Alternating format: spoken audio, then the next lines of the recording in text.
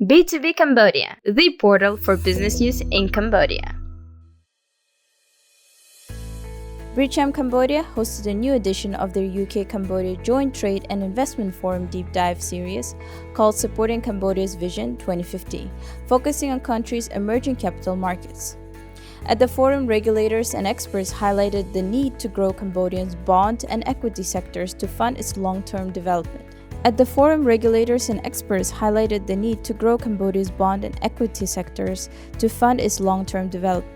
Speakers emphasized that building trust, issuing longer-term government bonds, and diversifying financial instruments are key next steps. Insurance companies holding over $800 million in assets were also identified as vital players in unlocking investment, especially through regulated offshore opportunities and products linked to capital markets. As Cambodia aims to become a high-income country by 2050, strengthening capital markets will be critical to financing infrastructure, energy, and private sector growth. We had the chance to talk to Martin Darby, Executive Director of BritCham Cambodia, and here's what he had to say.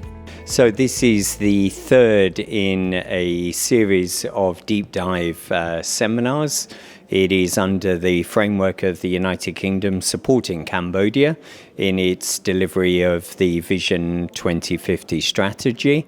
And we have held already a seminar on tax and legal reforms, and today is all about capital markets and how a country like the United Kingdom that has one of the largest capital markets in the world with the London Stock Exchange and one of the oldest can help and support and share best practice with Cambodia that has one of the youngest and currently smallest markets here in Southeast Asia.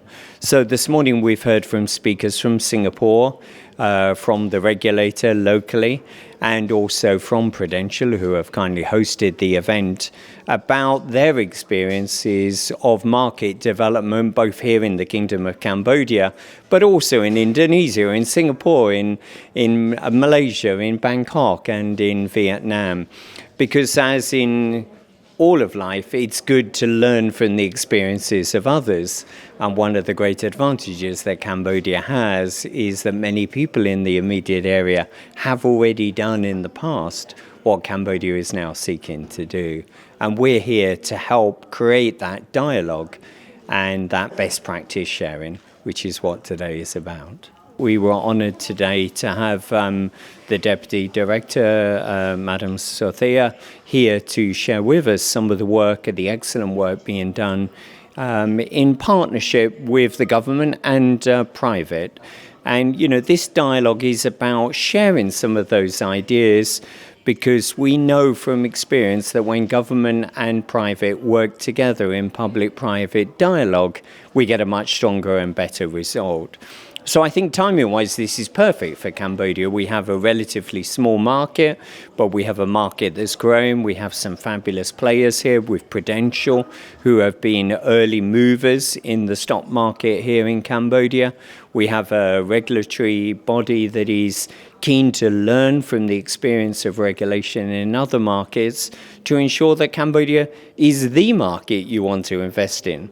And for the United Kingdom, and for the Kingdom of Cambodia, we share that objective. We want Cambodia to be on the map. We want it to be well known for having a developing but secure, trustworthy capital market. And trust is one of the words that's come out a lot today. How do you create regulation that builds trust but doesn't strangle business or prevent government being able to deliver what government and business both do best?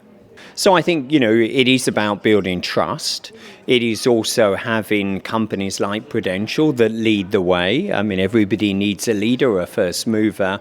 It is about the regulator who's so kindly joined us today, working in partnership with the government and with industry to build a stock market that has potential for long-term growth. And that is something we're very excited and encouraged by.